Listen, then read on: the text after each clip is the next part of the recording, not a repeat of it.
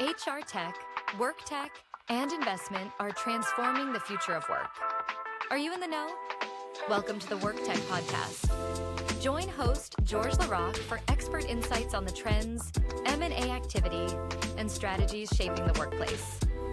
Brought to you by oneworktech.com and the Work Defined Podcast Network. Hey everyone, it's me, George LaRocque at WorkTech. Welcome back. I'm excited today. I'm joined by, at this point, an old friend, Daniel Chait, CEO and founder of Greenhouse. Daniel, welcome. Yeah, thanks, George. Great to be here again. It's going to be an exciting day for us. Lots to talk about, and great to see you again. Yeah, there's big news. It's breaking industry news, and I'm so happy you're here to help tell your story today on WorkTech, but I don't want to steal your thunder. Tell everyone what this announcement is if they haven't heard about it yet. Yeah, so the announcement is that Greenhouse announced that we are in a definitive agreement to acquire Ezra AI Labs. Ezra AI Labs is a voice AI interviewer designed to deliver structured, on-demand conversations that feel really naturalistic rather than robotic. And I think this transaction is going to let us deepen our ability to help companies identify genuine talent and evolve in the AI era. It's really exciting. Yeah. So that's the 30 seconds on Ezra. And I think anybody that watches WorkTech knows who Greenhouse is, but just in case, give us the elevator 30 seconds on Greenhouse. Greenhouse is a hiring software platform. We're used by 7,500 companies worldwide of all shapes and sizes to run great structured hiring processes. We've been in business since 2012, and we really see ourselves and our mission is to make hiring work for everyone. So this is an important piece of that. Yeah. Since 2012, I think I met you just after that. And I can, say that you are one of the leading platforms in I'll say the talent space at this point, because you do a lot more than you did in 2012, 2013 when I first stumbled over you in Manhattan. Yeah, for sure. I mean, we've obviously invested tens of millions of dollars in R&D over the years to build the capabilities of the product and really make sure that we can handle more and more of what our customers need out of hiring. And hiring has changed a ton in the past, almost 15 years since we've launched. And so we've had to keep up with tons of changes in the way job seekers behave, in what companies need, and changes in the global hiring economy, legal regulation, I could go on. And then, of course, AI is changing everything again. And we really see this as a moment to sort of reimagine how hiring can happen now that AI is really becoming mainstream and affecting everyone. And so we're really seeing this next era of Greenhouse as one in which we can help to evolve fundamentally how hiring works and take advantage of the power of AI while also making sure to mitigate some of the risks and the fears that people have had about sort of the first wave of AI tools. So it's a time of great disruption and it's a time of great opportunity. It's really neat. Yeah. And so this moment in the market, I think you just did a great job articulating sort of the backdrop, but is the, Greenhouse moving forward with, voice AI, is that, about where you see the platform going? Is it about what the customers need today? Is it all of the above? I think it's both. So, at the very most basic level, what Ezra AI does is help to deliver a voice-enabled AI conversation. So a conversation between a job seeker and a company that's delivered by AI. And so that means that it can be done at scale. It can be done, an automated way, which brings a lot of benefits. So at the most basic level, that's the feature set today. But I think to your question, we're seeing a world where already hiring behaviors have changed dramatically. Recruiters and job seekers are both using AI to do tons of work, and it's only the beginning. And so we're envisioning a world where our customers want to interact with Greenhouse in a variety of ways, including through their own AI tools like ChatGPT or Claude, and through conversations. They want to be able to talk to their tools. They want to be able to ask questions about candidates. They want to be able to do automations and interrogate the system conversationally. And so this is not only about being able to deliver an AI interview today, but also about helping to upgrade the Greenhouse agentic AI story for many years to come. Yeah. I could dig in on that, but I want to back up a little bit and talk about the deal and then get into some of the maybe what does this mean? So it's always really interesting to me I've seen a lot of these acquisitions, and and I know Greenhouse is always looking at customers, roadmap, partners, and there's that build by partner analysis. What was it about Ezra that put them in the buy column? What jumped out at you? Yeah, well, basically, in a nutshell, is that they addressed the most important factors that matter to buyers and to job seekers alike Hmm. when delivering a great AI interview. So we do tons of research, as you know, with companies around the world and with job seekers. And our research showed that job seekers were rejecting the first wave of AI interview products really for three main reasons. The first, they found them too robotic. They were awkward. The conversations would stutter or interrupt. The voice was uncanny and not human like. It just didn't feel good. The second is the quality of the actual interview itself was often very questionable. They weren't sure why the questions were being asked.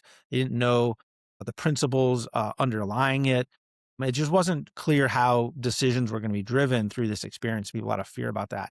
And number three, candidates were surprised that they were sort of sprung on an AI interview to them. They thought they were showing up to talk to a person. Yeah. And so that lack of transparency really sets the whole thing off on the wrong foot. And so as we were looking to solve these type of problems, we made sure that the solutions that we were considering firstly address those issues. And I can say Ezra really designed from the ground up around those three core requirements more than anything. Yeah. So I just put out the Q1 M&A, two reports, an M&A report and a VC report. And voice AI, specifically in TA, came up on the investment side, and it came up on the M&A side as categories to watch, mainly because it is foundational technology, right? So while right now the use case at Ezra might be interviewing, you can see, to your point, how this can go across the board. But I hear a lot of that same pushback from all sides. And what I've been likening this to, I said it on the webcast earlier this week. I'll repeat it here. When video interviewing, I'm old enough to remember when video interviewing first came up, but there was so much pushback from candidates, from employers, couldn't imagine doing, remote interviews. But then as bandwidth increased, as the technology got better, as companies understood how to implement it and how to introduce it into the process better, suddenly look at us now. Look at it, look at where video is. And that's where I think voice is going. I think voice, zooming way out, I think voice is how we're going to interact with our interface. That's going to be one of the primary interfaces, period. So that everything you said resonates with me. And the other thing, I'm here to interview you, but I should say I met the founder, Ophir, of Ezra at Transform. And it was just a standard, analyst walking by the startup stand, getting the pitch. And the thing that stood out to me was the amount of effort they go through with their customers to get it right. It's not plug in the AI, upload your job descriptions, and, you're off. There's much more tweaking and rails involved, and, compliance factors and training the system to get it right. Understanding that you're acquiring Ezra, that I've used the term thoughtful to describe Greenhouse and your approach before. And I think culturally that fit really stands out to me. So what can your customers expect now that you've got this new AI? Yeah, I think that's right. I mean, getting to know Ophir and looking at what they've built. I mean, first of all, he's an incredible founder. He's a deep technologist, very familiar with, the cutting edge research, the latest technology on how to deliver natural voice conversations, on structured hiring and great recruiting practices, on compliance, and also just a tremendously energetic and empathetic founder. So, we really hit it off right away, and I'm really, really excited to have the opportunity to work with him. And to your point, the approach that Ezra has taken was very different and very in line with the Greenhouse approach from the very minute that we came across this company. They think deeply about structured hiring practices. And so it's not just some generic, phone tree that you have to go through as a job seeker, but actually the product starts by interviewing the hiring manager and really asking the hiring manager to describe their ideal candidate. What are they looking for? What do they really need? What are the real skills? And helping to elicit sort of the real requirements that don't always show up on a job description, but that actually matter in ways that are going to be consistent across every job seeker. And so out of that sort of very natural conversation with the hiring manager, Ezra then builds out a rubric. So an evaluation methodology, a set of questions designed to get at exactly what the hiring manager cares about, and then make sure to go deliver those set of questions in that same order across every interview that it's giving to job seekers to make sure that everybody has, an equivalent experience, Yep. an equivalent chance to, answer the same questions. And so there is that deep design from the beginning around great hiring and great candidate experience, which Greenhouse has always been known for. Right. Right. And what's the overlap? My gut says that it's probably a lot of overlap in your ideal customer profile, your ICP and your customer base.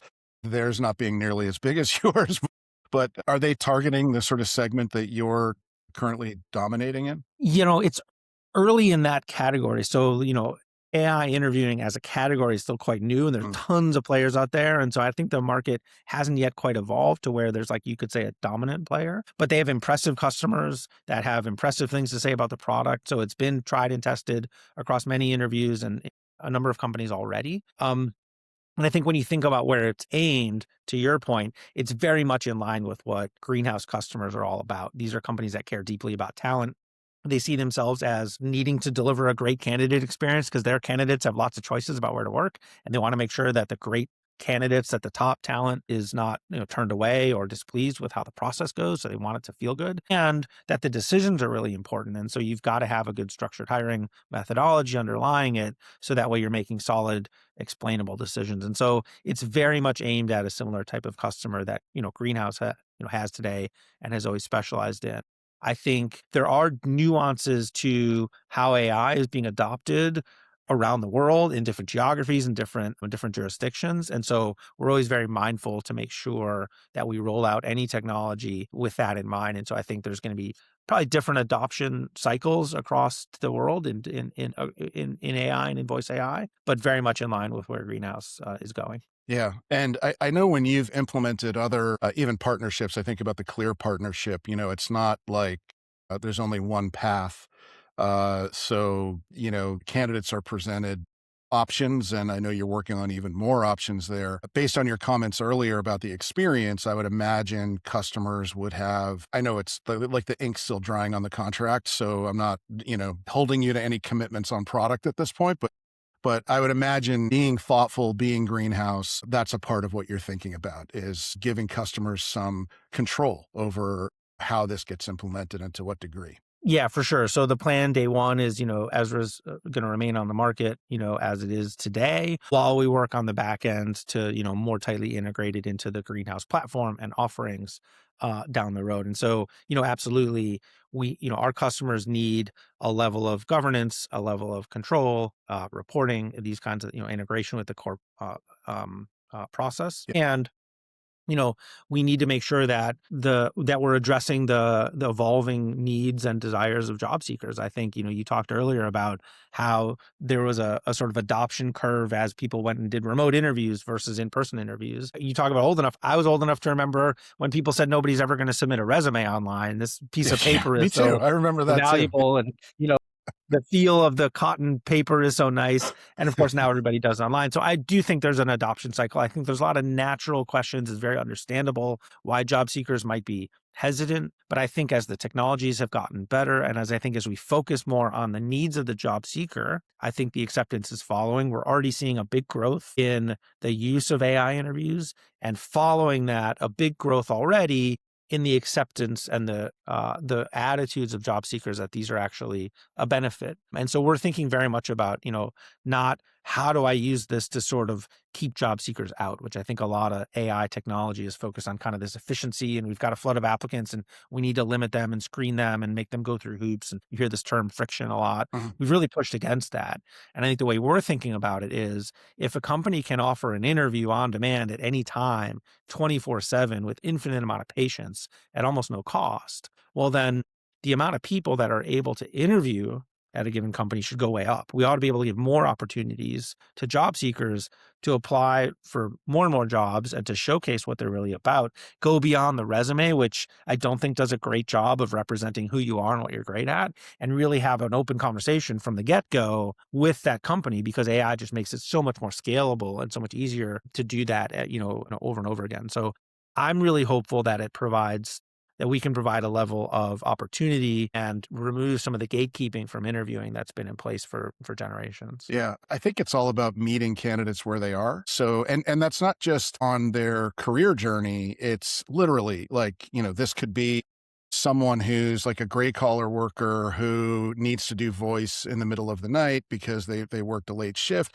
It could be an engineer who needs to go to their car at lunch because they can't do the interview from their desk and they don't want to sit in the car and do video. And this is a much faster way to get to results. And we see voice picking up on all of the AI tools. I mean, I talk to Claude a lot. And I don't have a conversation with Claude as much as just to be clear for you.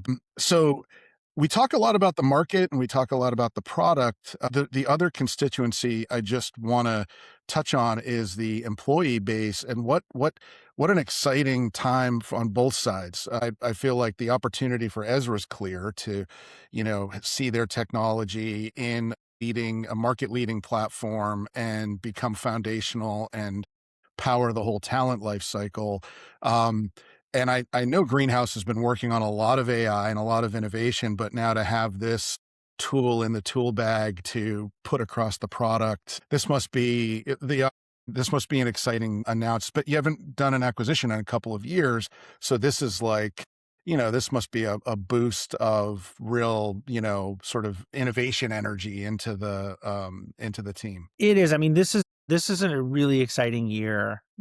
I've talked about this in other venues, and I've posted this online before, but this is a year of real disruptive challenge to not only our field, but to all of really software. And in those disruptive moments, there are challenges and threats for sure that you need to be aware of, but there are also amazing opportunities. And I think if you look at past disruptions, whether it's the internet, mobile, social, you go on, there's winners and losers. And the winners are the ones not that stick to the old model, but that adapt most readily and most successfully to the new models. And so we're really thinking about what that looks like. We want to emerge from this, as Netflix, not as Blockbuster. And that means embracing the power and the possibility that AI can bring while being very aware of the risks and the concerns, the very real risks and concerns that AI presents. I think if we can navigate that balance really well, I think that'll help us be best positioned, as you say, to deliver amazing amounts of new value to all of our stakeholders, to job seekers, to customers, and to the company. So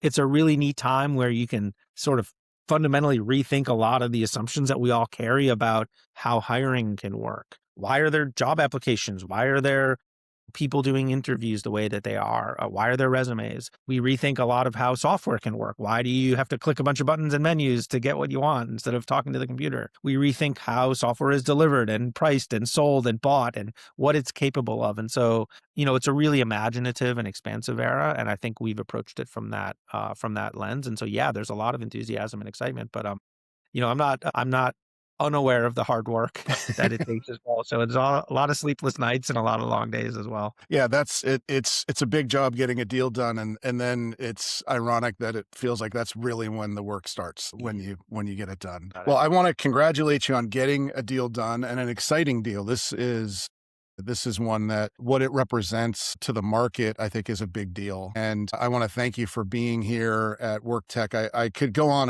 and ask you a million more questions about a million other things, but maybe we'll do this again sooner this time, next time. Thank you, Daniel. Thanks a bunch, George. It's always great to talk to you, and looking forward to the next conversation. All right. And we'll link to the press release and we'll link to the website so everybody can follow the deal and learn more if they're interested. Thanks wherever you're watching or listening, and until next time.